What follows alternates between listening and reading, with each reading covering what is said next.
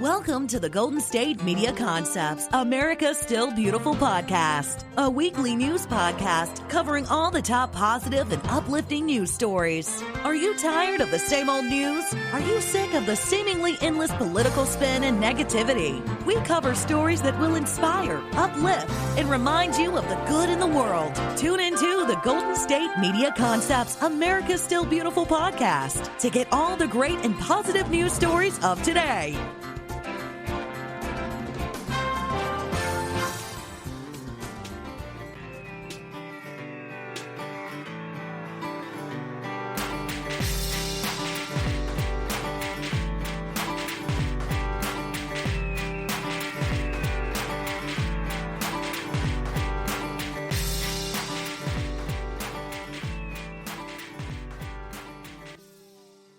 Hello and welcome to the America Still Beautiful podcast, brought to you by the GSMC Podcast Network.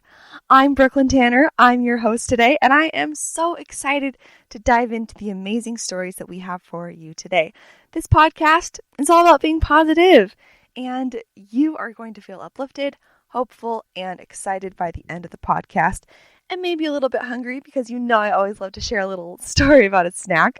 So let's go in. So today is September 15th. How are you feeling? It's exactly halfway through the month. Wow, I can't believe it. Time really is flying these days, and we have 30 days in September to enjoy, and 15 of them are already enjoyed. How are things in your neck of the woods? Hopefully you are experiencing if you've been experiencing some crazy or difficult weather, it's hopefully on the up and up by now, and hopefully you are safe. We of course care for all of our listeners, and we're so grateful that you are a listener. It kind of took a weird cold turn here where I live, but now we're back up to the 90s and those late summer nights kind of temperatures, and it's warm in my podcast closet again. So I'm coming to you live from, a slightly toasty, small podcasting closet. Well, we sure hope you're doing well. And so just relax, take a deep breath, and we hope that the next hour is just fun and uplifting for you. Don't forget to follow us on social media at GSMC_ASB on Instagram, Twitter, and Facebook. There you can find us, you can connect, you can comment on the episode, and learn even some sneak peeks about episodes before they go up. So we'd love to have you join us over there so we know who is listening. We love to connect with you. Okay, are you ready for today's holiday? We love to start off with just a strange or just whatever holiday it is, whether it's very obscure or nationally known. We like to start with what the holiday is. So today is so fitting because it is National Online Learning Day. September 15th is National Online Learning Day, and it celebrates the huge array of learning resources that are available to students online. The internet has revolutionized the learning process, and students are thriving in the flexible environment that it offers them. This is a day for raising awareness of all the resources and courses that are available online, and to get people, young or old, investing time in their own education. The internet has seemingly infinite pool of learning resources, so it's a good time to dwell on what you'd like to learn and take a look at what courses are available to you. And of course, when they started this holiday and officially started celebrating it in 2016, they had no idea that the majority of students would move to an online learning model for at least some of 2020. So how cool that there's already a holiday for it. And I think we'll be celebrating it today more than ever, especially for our incredible teachers that have been so flexible throughout. Well, here's a little history for the National Online Learning Day for you. The internet began to swell in popularity in the 1990s, and with it, we started to see the development of online learning. The first online high school, CompuHigh High, was established in 1994. CompuHigh High offered year-round enrollment with self-paced studies that was mainly focused on U.S. students and accreditations. As the quality of the internet connection improved, so did the online learning tools that were available, with webcams and multimedia resources being utilized more often. Between 2002 and 2005, the number of K-12 students enrolled in online distance learning of some sort increased by 65%. That's only 3 years, and that is an incredibly rapid growth. I remember actually being in elementary school, and I can kind of think back to kindergarten, first grade, and second grade, and I don't really remember using computers that much. Maybe once in a while to take like a reading quiz, but that was like downloaded software, definitely nothing on the internet.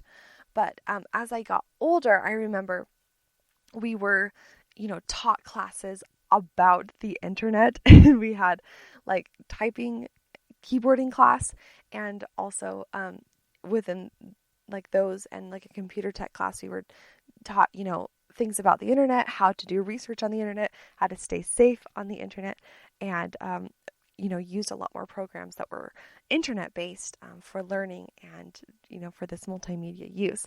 So I definitely remember it growing as I got older, and then like by the time I was in high school, definitely like all the research that I would do for my assignments would happen on the internet. But it was totally opposite in elementary school, where you'd go to the library and just check out whatever encyclopedia on the topic that you were studying. So it really was a shift, and I feel lucky to kind of have lived a little bit in both eras. Well, the birth of the virtual classroom provided qualified teachers with the opportunity to communicate with and give instructions or feedback to students in an interactive environment. Virtual classrooms have become increasingly sophisticated and are now able to provide learning environments that replicate those of the traditional physical classroom. The increased flexibility and ease of communication has meant that online learning courses have increased in popularity year on year throughout the 21st century. By 2015, there was an estimated 6 million students participating in at least one online learning course. National Online Learning Day was established in 2016 and has been observed on September 15th every year since. So the timeline is that we got connected first to the first internet-like connection in 1969. ARPANET, a network that many see as our first steps towards the internet as we know it, is connected to computers at Stanford and UCLA. And if you've ever learned about kind of the origins of the internet, in 1969, this just looked like rooms and rooms of machinery, just so big. And now to see that just a mere 50 years later, we all have a high-speed internet-powered device in our pockets, it's really incredible. And then, the timeline jumps right to that 1994 CompU High School, which is the first online high school, and then 2016, it's celebrated. The holiday is established and celebrated. And then they have 2020 here on the timeline. The global, quote, COVID-19 pandemic led to school closures throughout the world. This meant that more students than ever were actively learning online. I even remember in high school, I think I was a junior, and we had my first class that was like the course. I still went in person, but the coursework was based online on like an online system, and it was a math class, and I just thought that was like just horrendous. Like, oh my goodness, like you have math assignments, like you need to show your work like written out and everything. So how will this even work? And I was not super excited about it at first, but then that's just how all my classes were a few years later when I completed college. So I mean, it's really changed the world, and it's been one of the most rapid growing things. Here are some fun statistics for you, and you see how the internet really has blessed us. 77% of companies used online learning in 2017. This is a survey that comes from 2017, so it's probably even a little bit higher for most of these stats now. 45% of American elementary schools used digital learning tools daily in 2017, so I'm thinking that's more in the 90s these days. 64% of American middle school students use digital learning tools on a daily basis, More than 30% of American students enroll in at least one online course, and 39% of American undergraduate students consider online college level education to be superior to classroom learning. Maybe that has something to do with not having to get out of bed and put on pants. Well, this last one sure is great. 90% of energy consumption is cut by e-learning. So that is really great. And, one of the things, of course, it's extremely beneficial to get back in the classroom as soon as we can. But one of the little kind of nice things about online learning and working from home is our air quality really has cleared up in many parts of the world, including China and the west coast of the United States. So that's been a plus of 2020. Our air quality is improving due to a little bit less travel. So that's just great, right?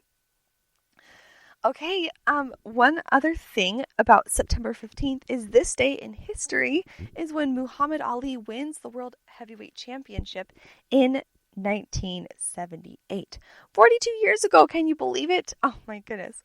On September 15th, 1978, boxer Muhammad Ali defeats Leon Spinks at Louisiana Superdome in New Orleans to win the World Heavyweight Boxing title for the third time in his career, the first fighter ever to do so.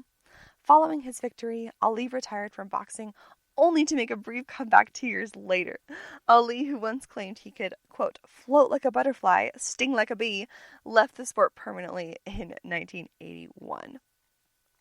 And the picture of this is just iconic. It's really fun to see. So that really is an amazing day, and all the films and things now that we look at with it, it's really fun. So you can really see like the glory of the day right there in the pictures, and that comes from history.com if you want to check it out. Okay, big headline on positive COVID-19 trends today. Not just positive cases, but positive happy news about the virus. So let's do a quick overview before our first break, and then we'll have even more stories for you after that.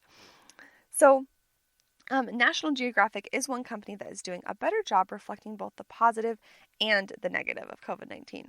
Otherwise, it's difficult to find reporting about where coronavirus suffering becomes uncommon, such as in most every New England state. Arizona is continuing its vast improvement, bringing down death rates and number of cases, and the same is true for some states in the South and Midwest, as seen in charts on the goodnewsnetwork.org.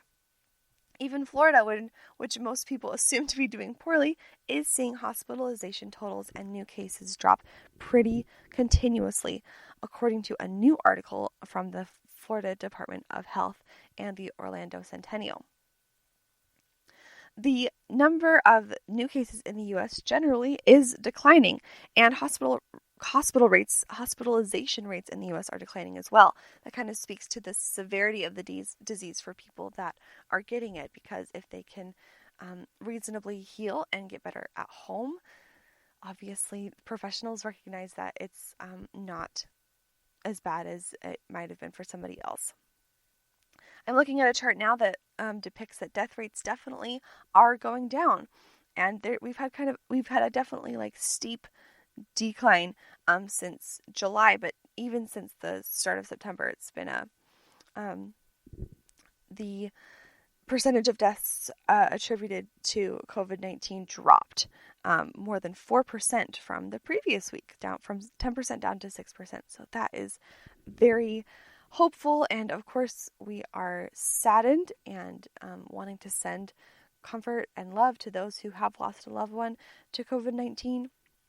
But hopefully less and less of that can happen, as we see here on the charts. So the hospitalizations and death rates in the UK have actually plummeted by 96% since the peak of the pandemic, which is incredible. Some bright spots in the United States are New York and the Northeast. New York has reported its lowest COVID-19 infection rate since the start of the pandemic. And in the last 7 days across the U.S., statistics for COVID-19 cases and deaths in the U.S. can be tricky, but given all the trouble getting these right, the trend lines are a fantastic window into actual progress. So some states listed here can be seen to, have kind of a peak, of course, in July, as we saw with more things opening up, but a decrease in kind of stabilization of those numbers as of late. And as you would expect, and as we're so grateful, treatment is much better than it was in early 2020. Italy was once in a really rough state, but it's back to being beautiful. And that's all we got. So just keep in mind when you're hearing all the bad news that there is good things that come with it as well. We are improving, treatment is improving, people are getting better, and it's gonna be okay. All right, hold on to that positivity, and we have more for you right after the break.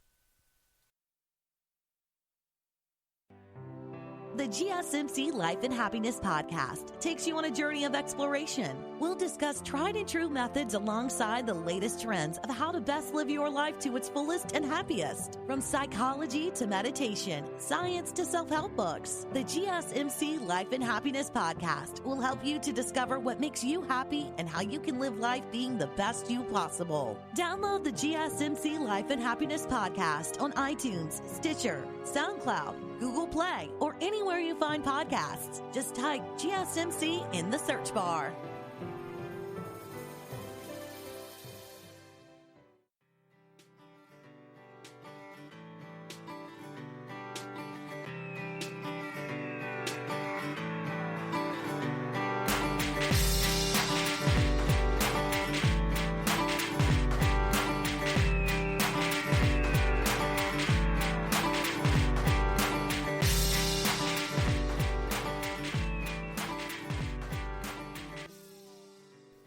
Hey, party people! Welcome back to America Still Beautiful, a podcast brought to you by the GSMC Podcast Network. Are you ready for our happy, good, wonderful, and animal-tastic stories this segment? We've got some great stories about a sweet turtle and a few great dogs. So, nestle in and come and listen to this turtle who has a permanent smile, who was brought back from near extinction. Oh, I love reading stories like this because it gives me hope for everybody. Even when you think these animals are going to be extinct, they come right back resiliently. So this is fabulous. Conservationists are not known for delivering a lot of good news, reports the New York Times, but this Burmese roofed turtle, a giant Asian river turtle, whose bug-eyed face is naturally set in a goofy grin, they have cause for celebration this time. Just 20 years ago, the species was presumed extinct. But after rediscovering a handful of surviving animals, scientists have grown the population to nearly 1,000 animals in captivity, some of which have been successfully released into the wild in Myanmar over the past 5 years. Stephen G. Platt is a herpetologist at the Wildlife Conservation Society, and he says, "We came so close to losing them. If we didn't intervene when we did, this turtle would have just been gone." Turtles and tortoises face one of the highest extinction rates of any animal group, with more than half of the planet's 360 species listed as threatened. The crisis is most acute for Asian species, which are pummeled by both habitat loss and high levels of hunting for food, medicine, and the pet trade. The Burmese roofed turtle is among the species that has faced this toll. The turtles once basked in hundreds at the mouth of the Irrawaddy River south of Yangon, Myanmar's largest city, with a range stretching all the way to Bamo in the country's north. Females, which grow significantly larger than males, you go girl, can exceed the size of a steering wheel, while males undergo a dramatic breeding season color transformation that causes their usually green heads to turn bright chartreuse yellow with bold black markings. That's what we want in a man, right, ladies? Well, for decades, Western scientists have had no idea how the species was faring because the country's borders were closed and they couldn't get to the turtles. But in 2001, a villager in a former war zone handed Dr. Platt a shell from a Burmese roofed turtle. Unfortunately for that particular turtle, it meant that one had been caught But the good news is that they discovered the species wasn't extinct, reigniting the hope for it. And around the same time, a live specimen turned up in a market in Hong Kong and subsequently found its way to an American collector who still has it in his possession. Rick Hudson is the president of the Turtle Survival Alliance, and he says, when the species showed up in the pet shop in Hong Kong, it raised a lot of eyebrows. There were a number of local dealers smuggling star tortoises out of Burma at the time, so we just assumed it had been smuggled out by the same traders. Encouraged by these developments, Gerald Kuchling, a biologist now at the University of Western Australia, secured permission to initiate a joint expedition with the Myanmar Forest Department to survey the upper Chin Win River, where an American expedition in the 1930s had collected these Burmese roof turtles. When the summer monsoon grounded the team in Mandalay, Dr. Kuchling killed time by visiting the turtle pond at a Buddhist temple. Gazing out in the murky water, he suddenly saw 3 smiley heads pop up. They bore an uncanny resemblance to photos of Burmese roof turtles he had seen in old natural history catalogs. It's amazing. I'm so glad that there's, people, they dedicate their careers to this situation, and so they can recognize those animals when they come around. He says that he was excited and definitely flabbergasted. So Dr. Kuchling and his colleagues worked with the temple's board to transfer the rare reptiles, a male and 2 females, to the Mandalay Zoo. The species' luck was just beginning because Dr. Kuchling found several additional surviving individuals in the Dakthawadi River, a tributary of the Irrawaddy, and arranged for their transfer to the Mandalay Zoo. And the timing was fortunate because a major damming project soon after destroyed all suitable nesting habitat for the turtles in that area. Whew, that was really good timing. So when he finally made it, the egg group also confirmed that the females still nested there each dry season. Oh, that's wonderful. The photos of these turtles really are cute. They are amazing looking turtles. I think turtles are kind of incredible looking creatures, and they do have this just smile to the shape of their mouth. It's really cute. It turns all the way up towards their eyes, and it's a cute, happy little turtle. So I think it's really happy that they are happy to be alive. So around 1,000 Burmese roof turtles, some hatched from eggs laid in the wild and others bred in captivity, now live in 3 facilities in Myanmar. 5 wild females also continue to go back to the Chinwin Beach to lay eggs. No one knows how many wild males remain, but in 2015, all the females stopped producing fertile eggs, suggesting that there are few or the only remaining male had died. After the researchers released 50 turtles from captivity, all 5 wild females began producing viable young, including one that had never laid fertile eggs before. Oh, things are really looking up for this turtle. While the species is no longer in danger of complete extinction, Dr. Platt cautioned that some unsustainable fishing practices remain a problem for the turtle's recovery in nature. Scientists also still do not fully understand the turtle's biology and ecology. Barely a month ago, Dr. Platt and his colleagues published the first description of baby Burmese roof turtles. The lack of basic knowledge makes it difficult to determine which aspects of the environment need to be protected to enable the species to survive well.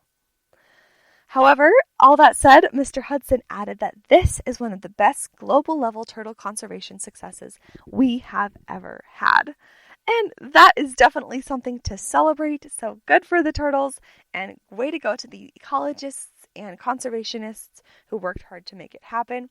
And I think just the more stories we have like this, the more that those fishing practices and things can be changed, and we can move toward a more sustainable lifestyle for all living creatures. Okay, are you ready to talk about dogs? I hope you like dogs.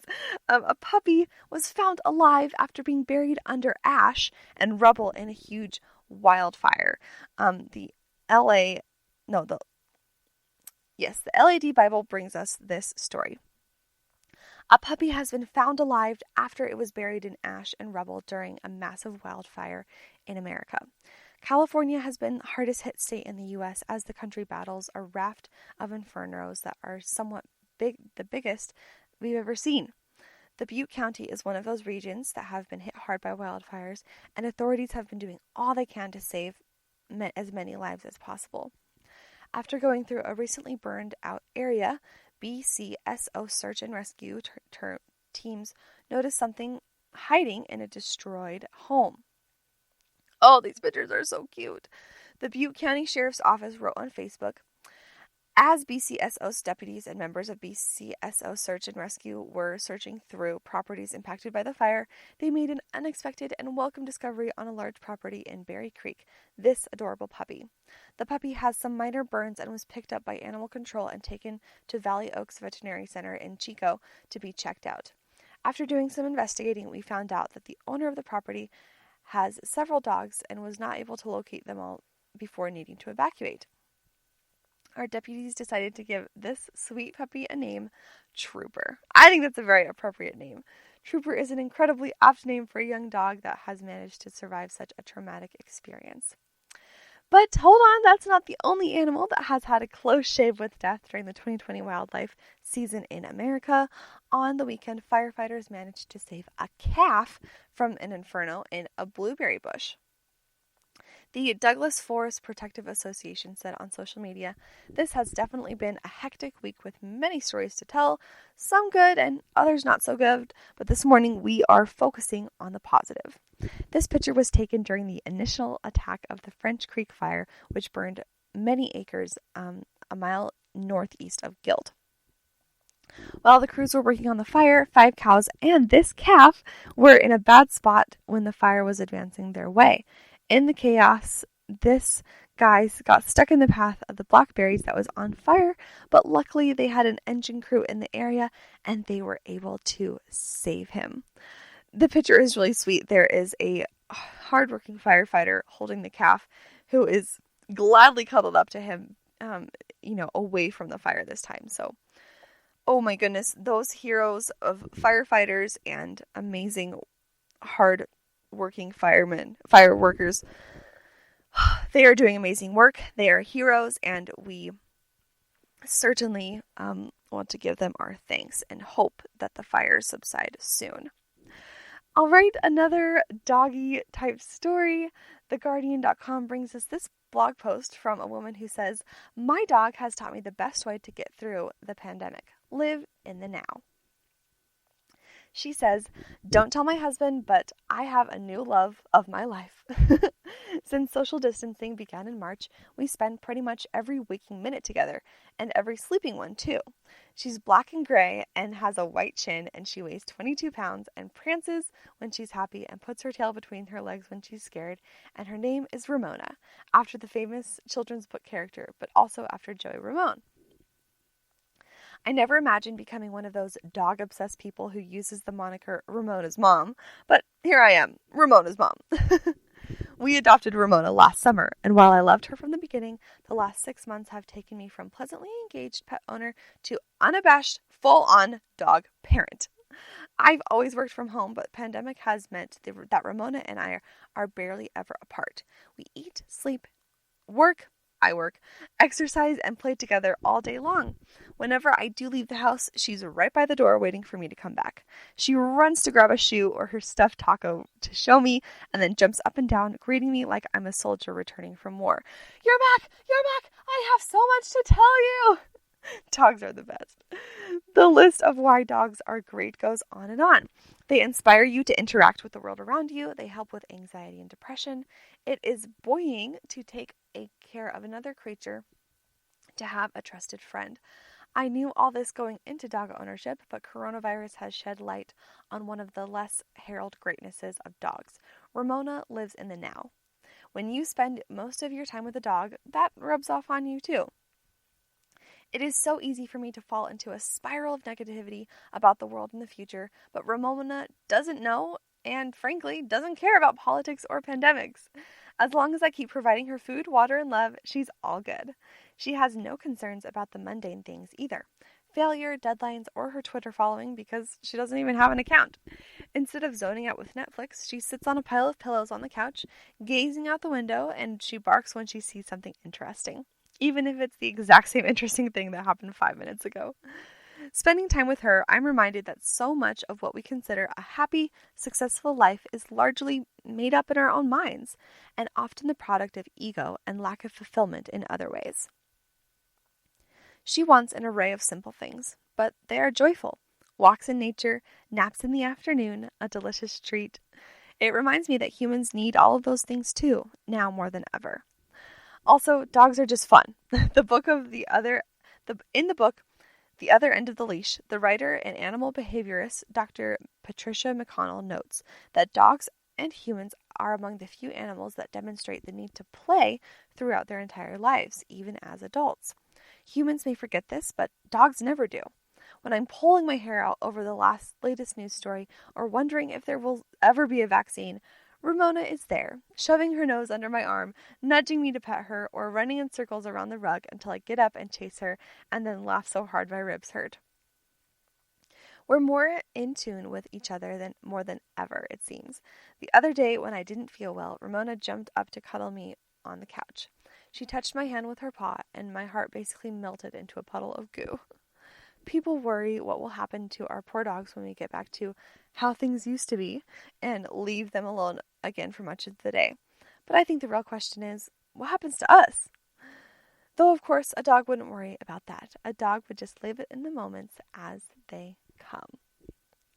I think that's a great insight about what we've learned. It's always good to reflect, especially in difficult times, what we've learned during a hard time. So I love those insights about learning from your dog. If you have a dog or a pet, why don't you share what you've learned from them over on our Instagram? Okay, time for another quick break, and when we get back, there's more positive stories to come. Stay tuned. Tired of searching the vast jungle of podcasts? Now listen close and hear this out. There's a podcast network that covers just about everything that you've been searching. Hey! The Golden State Media Concepts Podcast Network is here. Nothing less than a podcast bliss with endless hours of podcast coverage.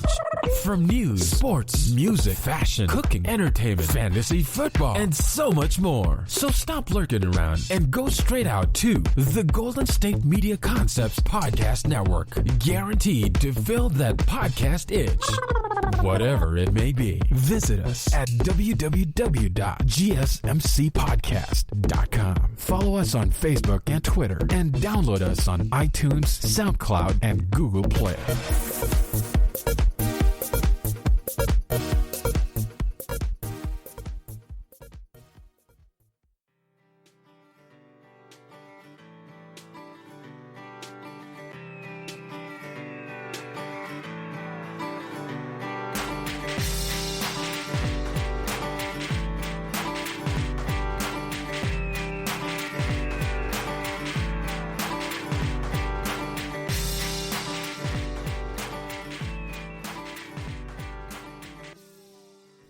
Welcome back, y'all. America is still beautiful. And the podcast about that fact is brought to you by the GSMC Podcast Network. Next up, we have some really good news in the realm of science. Our first story comes from TechCrunch.com. This is pretty exciting, so start feeling spacey because we're blasting off. The Blue Origin's human lunar lander All-Star Space Team completes its first key milestone for the moon mission. Blue Origin, along with his partners Lockheed Martin, Northrop Grumman, and Draper, was one of 3 companies to be awarded contracts by NASA to develop human lunar landers for future moon missions. Blue Origin's so-called national team is focused on developing a human landing system for NASA to support its efforts to return human astronauts to the surface of the moon by 2024. And today it announced that, along with its partners, has achieved the first crucial step of defining the requirements of the mission, including any space and ground vehicles used. This is a key first step, which amounts to having established a checklist of thousands of items that will make up the parameters of the national team's HLS mission. It means that the company can now move ahead to further NASA's reviews and ultimately the preliminary design phase.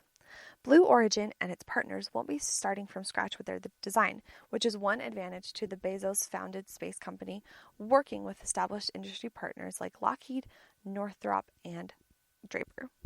They're evolving much of their landing system design from existing spacecraft, including Orion, the reusable spacecraft that will take NASA's astronauts from Earth back to the moon via the Artemis program, which was built by Lockheed Martin. Ultimately, the HLS will be made up of a decent element supplied by Blue Origin, as well as the reusable ascent element provided by Lockheed Martin, and an orbital transfer element from Northrop that gets the lander in position for its last leg trip to lunar surface.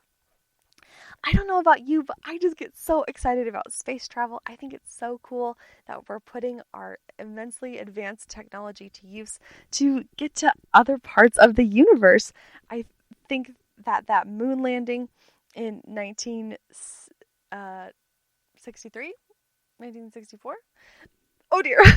Well, the moon landing was so exciting, and it was just like a mere 60 years ago, less than that. And so now to see that our technology is being put to use so we can put even more humans on the moon and maybe even vacation there one day, I think that's really fun. All right, well, let's move from the moon over to Venus because a new discovery shows that there might be possible signs of life on Venus. What? I hope you were sitting down for that last headline.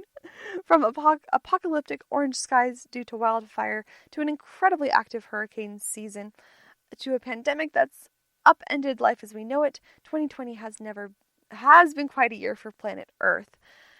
And as it turns out, it's also been a big year for our neighbor Venus, travelandleisure.com reports.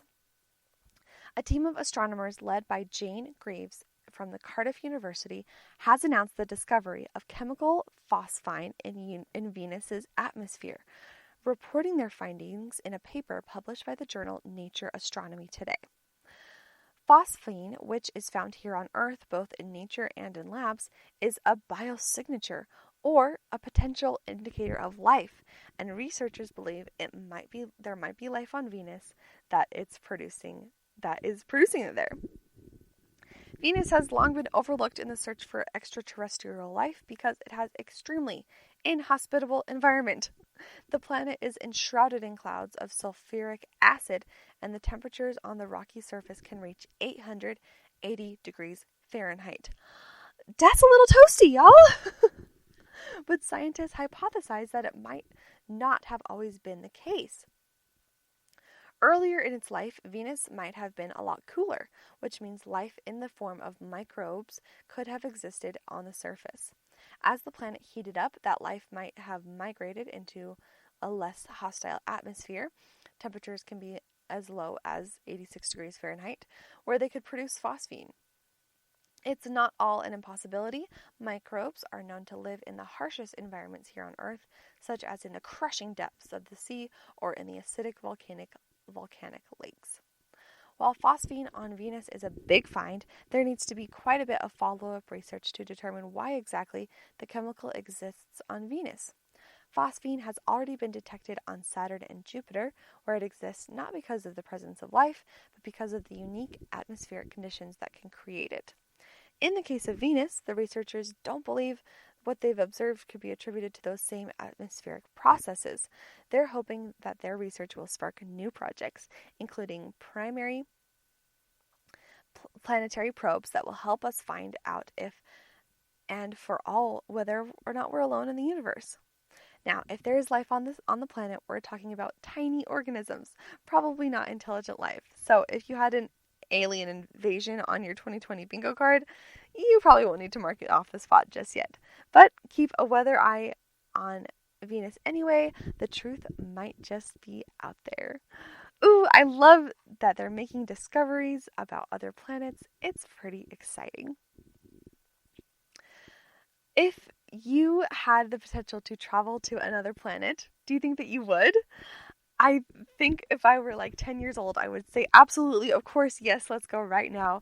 And that's kind of the magic of childhood is, you don't have your full like logic or fears established yet. And so you kind of are just willing to go for more things. But now that I'm an adult and I have my own family and kids and everything, I think, oh dear, like, would that be too dangerous? And I do want to continue living here on Earth. But I think I could be convinced to take a trip to the moon. I think that would be just incredible, and to fly through the sky and see go up, through the sky, and then get into the atmosphere where all the stars are. I just think that sounds absolutely incredible. So I wonder if that's in the cards for our future generations, is a more mainstream travel to other planets. So I wonder if they'll continue to find life on Venus and even other planets, and there might even be more planets to discover out there as well. So, I thought that story was really fun. Okay, well, we're coming back down to Earth and we're heading to Africa because we've had a great invention that is helping African entrepreneurs live off the grid. This comes from CNN Business, where they report about a solar-powered refrigerator. Keeping food fresh without refrigeration is near impossible in the scorching climate of sub-Saharan Africa. But it's hard to power fridges in a region where almost 600 million people live off the grid. That's where Brazil's Yuma comes in. The company has developed a pay-as-you-go solar-powered fridge that is being snapped up by small business owners. The refrigerators help reduce food waste, store medication safely, and allow shops to keep products fresh longer, says Andre Morrison, Research and Development Manager at the Nidec Global Appliance, which owns Yuma. Out of 2,000 refrigerators sold since Yuma launched in 2019, around 80% were to small businesses, he says. The cooling system of the small 100-liter fridge has been designed for off-grid use, and it consumes a quarter of the energy of a regular fridge, according to Nidec. That's pretty amazing. This means that it can be powered by smaller solar panel and smaller battery, reducing costs. The battery can keep the fridge running for a day and a half without sunlight. Wow, a day and a half. Customers pay for the fridge in daily installments via cell phones through M-Kopa, a Kenyan solar energy company. New M-Kopa customers pay a $100 deposit. Daily payments range from $1 to $150 for a package that includes solar lighting and covers the installation of a rooftop solar panel. If a user doesn't pay, the fridge stops working until they do. That's pretty simple. Once the fridge has been paid off, which usually takes about 2 years, the customer owns the fridge and the solar power system outright. Wow, that's amazing. No ongoing energy cost for the fridge. M-Kopa says it costs more than a conventional fridge, but the package includes lighting as well as continued access to free, off-the-grid energy. Pay-as-you-go is, quote, useful for rural households or businesses with an uneven cash flow, such as income based on harvesting seasons. Teresa Lee lets us know this, who is a climate change and energy specialist for the UN Development Program. However, even when paired with pay-as-you-go systems like M-Kopa's, solar fridges are costly for the average person, and that's why they mostly appeal to small businesses. Kioko Miwange runs a small shop in the village of Kithungo, eastern Kenya. Since signing up for the Yuma fridge, he has increased his sales, which is offsetting the daily payments. He says it helps me preserve milk for up to 10 days. I have seen an increase in customers, and they are now confident about the quality of the milk that I sell them. Although other affordable options for solar-powered cold storage are available in sub-Saharan Africa, these tend to be larger shared fridges, such as Nigeria's cold hubs and Kenya's solar freeze, and they are mainly used to store produce after harvest or at markets. LE is confident that the market for solar fridges will grow as distribution networks and pay-as-you-go systems improve. Morrison believes that the refrigerators can be a life-changing product for rural families and, quote, bring freedom to women who often spend hours each day walking to food markets. With a refrigerator, they can bulk buy ingredients, saving them time and money. Yuma sells refrigerators in Uganda and Kenya and is looking to expand to Nigeria, Tanzania, Zambia, Ivory Coast, and Senegal. I think all of those things are really amazing prospects, and I think it's wonderful that these small businesses are able to hop on board and get a refrigerator because it really does increase those quality of ingredients. Things we don't really think about having issue with here in the United States, as most households and businesses often have access to a refrigerator.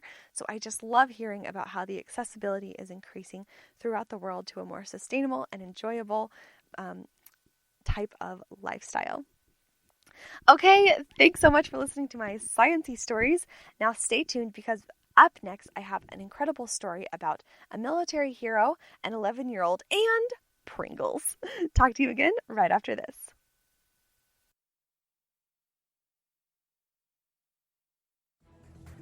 Want to find out what movies to go see? Then check out the GSMC Movie Podcast. It's your ticket to the latest movies, whether it's a new blockbuster event, romantic, comedy, or action flick. This show has got it all covered. They talk some what to go see now, don't bother, what's hot on Netflix, and everything in between. That's gsmcpodcast.com/movie-podcast. When it's all about the movies, it has to be this new show. Don't forget to like them on Facebook and follow them on Twitter. Visit gsmcpodcast.com for more info.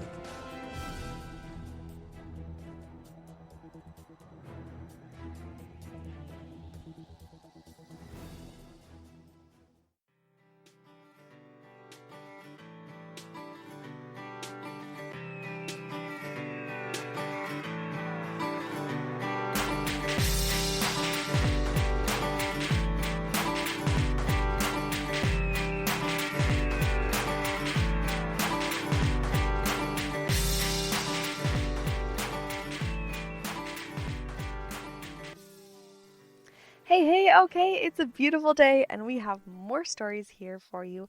And we're starting right now. If you've ever maybe found yourself sighing about the kids these days or saying something about the younger generation that's not super positive, I think you're about to eat your words, because this next story is about an 11-year-old who raised an incredible amount of money for single parents. 11-year-old Cartier Carey spent his summer at his lemonade stand in Hampton, Virginia, raising money to buy diapers, wipes, and other supplies for parents who needed help during the COVID-19 pandemic. Cartier told ABC News that he noticed a shortage of diapers in stores during the pandemic and wanted to help. He says, "There were no diapers at all, and I was like, oh, people are having babies, so I should help them afford diapers." He started a lemonade stand and made about $4,500 in the first month. Say what? That's more than I made in my lemonade stand when I was 11. His stand was also served as a diaper drive where people could donate diapers. On his first day back to virtual school, Cartier is still hard at work loading up a truck with more than 22,000 donated diapers. In a heartwarming moment captured on video and shared by his own mother, one mother was moved to tears by Cartier's work, saying it reminded her of a time when she was in need. She said, "You are helping so many people. You have no idea. You see this truck? I didn't always have this truck. I lived in a church home, and coming from where I came from now and here, it's because of people like you. People gave me diapers, you know? You're an amazing young man, and you can go far." Oh, I love that someone who really had experience, just like the ones that he was helping, could give him that insight. That's so happy. Cartier said he wouldn't forget that vulnerable moment and that it motivated him to keep working. "It was heart-touching. I almost cried myself when she gave me a hug and started crying. After that made me just want to keep doing it." Although he is back in school now, Cartier told the World News Tonight that he will continue his mission. Cartier said his mother started a nonprofit organization called Kids for Change to help other kids get involved in the initiative. Cartier said that his inspiration is Kobe Bryant because the late basketball player inspired him to be great and work hard. Others can make a difference just like I'm doing right now. They can save lives and be heroes. They are never too young. Wow, what a guy beyond his years. But is he really? I think it's kids that have the most pure desires and motivation to serve others because they just see it as the right thing to do, pretty simply. Kind of, like we learned earlier about dogs and how they are dealing with the pandemic, just simply looking for the small joys in life. I think kids really have that ability to purely connect with people and not have bias based on cultural factors, that they've learned for decades like we have. They really have a lot to teach us. And so I just love that story. And I know that there's so many like it. Many children and young people work so hard to make the world a better place. And that gives me plenty of hope for the rising generation and our future. So I think that is really great. All right, next up we have a story about an Army Ranger who was awarded the Congressional Medal of Honor for heroism in liberating 75 hostages. Oh, his job sounds harder than mine. Let's hear all about it. This story comes from the Good News Network. The White House presented the Congressional Medal of Honor to Sergeant and Major Thomas Patrick Payne this week for heroism in selfless actions that were key to liberating 75 hostages under fire during a rescue mission 5 years ago in Hawija, Iraq. The South Carolina youth had originally joined the Army after 9/11, inspired by patriotism and a desire to defend the United States. Soon, he joined the elite ranks of the legendary Army Rangers. He would endure 14 deployments before the day of October 22nd, 2015, when then Sergeant First Class Payne had part of a joint task force assisting Iraqi security forces raided an ISIS prison to liberate 70 hostages after a request by the Kurdistan government. Pat and his fellow Rangers fought through the fire and the bullets. Pat navigated to the front door and saw the captives were being held behind a metal door secured by 2 very heavy padlocks. This building was on fire and partly collapsed. He grabbed a pair of bolt cutters and, through flame and smoke and bullets, succeeded in cutting one of the locks before scorching heat forced him to flee the building for some air. Pat caught his breath in a few seconds and ran back in and managed to slice the final lock and release the rest of the hostages as the building began to collapse. He received orders to evacuate, but he refused to do so. Not wanting to leave anyone behind, Pat ran back into the burning building 2 more times. He saved multiple hostages, and he was the last man to leave. Payne, who is currently assigned to the U.S. Army Special Operations Command, received the highest military award from the President on September 11, 2020. The Congressional Medal of Honor citation reads in part, "For conspicuous gallantry and intrepidity at the risk of his life above and beyond the call of duty on October 22, 2015. His heroism and selfless actions were key to liberating 75 hostages during a contested rescue mission that resulted in 20 enemies killed in action. Sergeant First Class Payne's gallantry under fire and uncommon valor are in keeping with the highest traditions of military service and reflect great credit upon himself, the United States Special Operations Command, and the United States Army." Wow, this story is sobering and incredible to me, and this man receiving the medal he's doing so with great respect, and I think reading these stories really inspire us and hopefully make us grateful for our incredible military system who truly risk their lives every day in ways they don't even know that they are, just in the name of protecting our great country.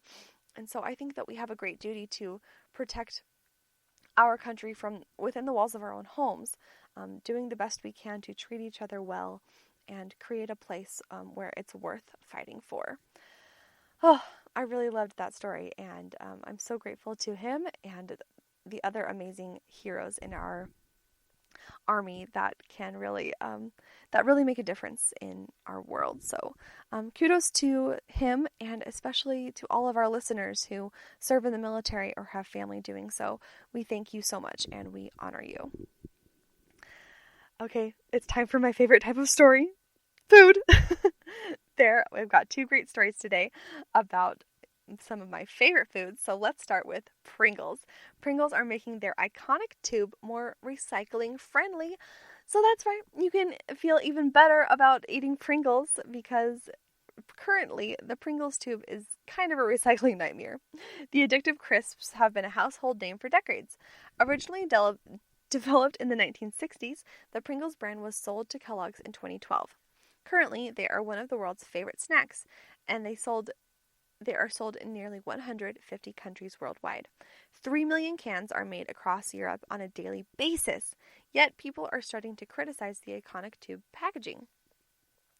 In their recent list of villains, the Recycling Association have named Pringle tubes one of the number one contenders. According to the association, the more materials used in single packaging, the harder it becomes to recycle.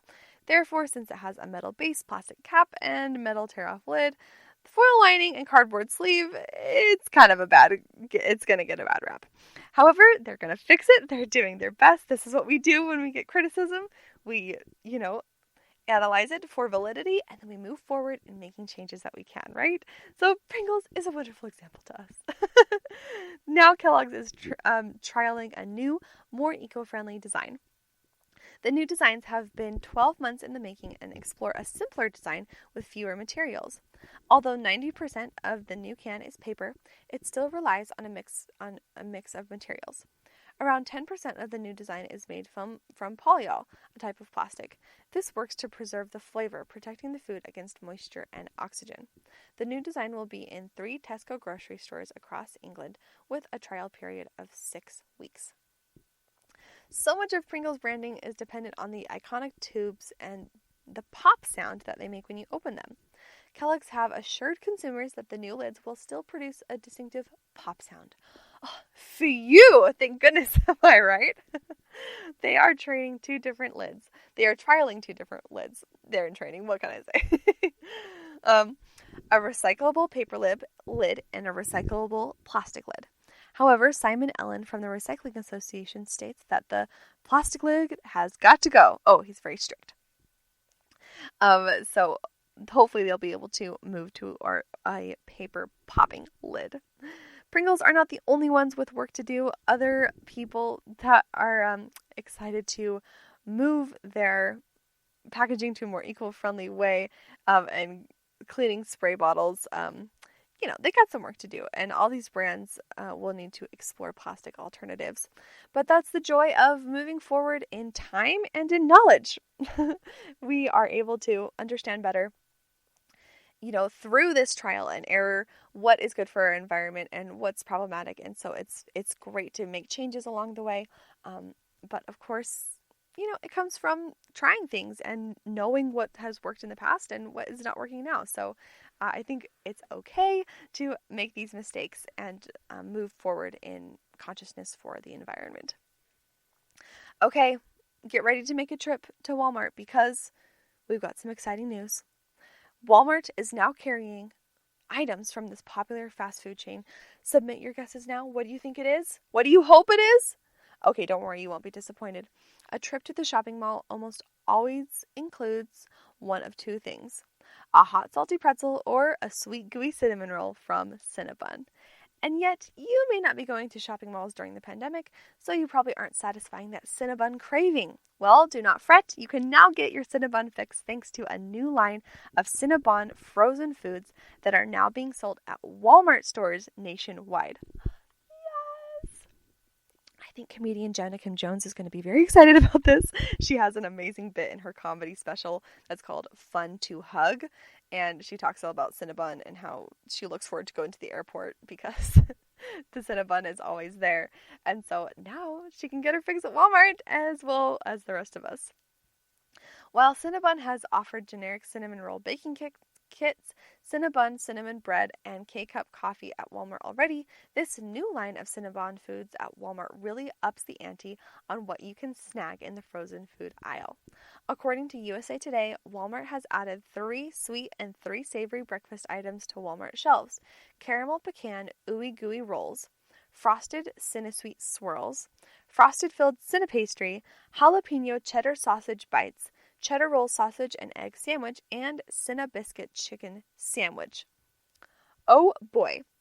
Some of those sound amazing and some of them sound terrible. But honestly, all the pictures look pretty darn appetizing. So, bam! Let's hear a little bit more about the foods. The caramel pecan ooey gooey rolls come in 2 per pack, and it is a nod to the caramel pecan cinnamon roll you usually find at Cinnabon. The frosted Cinnasweet swirls come in a 6 pack and are much smaller treats compared to the pecan cinnamon rolls. And the one roll is only 280 calories, which makes it completely and amazingly healthy. People, go for it! The frosting filled Cinna pastry is a bit different compared to the usual roll, with the ooey gooey frosting on the inside of the pastry. It comes with 4 rolls. Cinnabon's expansion into savory treats is intriguing compared to their usual sweet pastry offerings. You can start your day with a cheddar roll, sausage, and egg sandwich that are just 360 calories per sandwich. That's not a bad mark for breakfast. And these sandwiches are actually pretty low in sugar and have a whopping 13 grams of protein. Oh, they're just convincing us, aren't they? With the Cinnabiscuit chicken sandwich and the jalapeno cheddar sausage bites, you can also enjoy Cinnabon for lunch. Oh, that makes sense. The Cinnabon biscuit chicken sandwich roils at 320 calories and 12 grams of protein. The new items are listed on Walmart's website. As of now, you can only purchase these items in store. However, you can take a look at the items as well as the nutritional content before determining if you want to try them out. If you don't live near Walmart, it's no problem. USA Today has reported that you can also get these new line of Cinnabon foods in Target, Safeway, and Food Lion stores coming this fall. You know I'm going to be trying those. That sounds absolutely amazing. Yeah, I'm into it. All right, well, thank you so much for listening to the show today. Of course, we hope you enjoyed it. I have absolutely adored being your host, and so I hope that you have a marvelous day today. Don't forget to subscribe to the show, leave us a review if you love it, and follow us on social media. Thank you again so much. Now, remember, be kind to others because you are worth it. You've been listening to the Golden State Media Concepts, America's Still Beautiful podcast, part of the GSMC Podcast Network. You can find this show and others like it at www.gsmcpodcast.com. Download our podcasts on iTunes, Stitcher, SoundCloud, Google Play, or anywhere you find podcasts. Just type in GSMC to find all of our shows. From the GSMC Podcast Network, from social media news to marketing news, and even weird news, the GSMC Podcast Network has you covered. You can also follow us on Twitter and Facebook. Thank you, and we hope you have enjoyed today's episode of the Golden State Media Concepts, America's Still Beautiful podcast.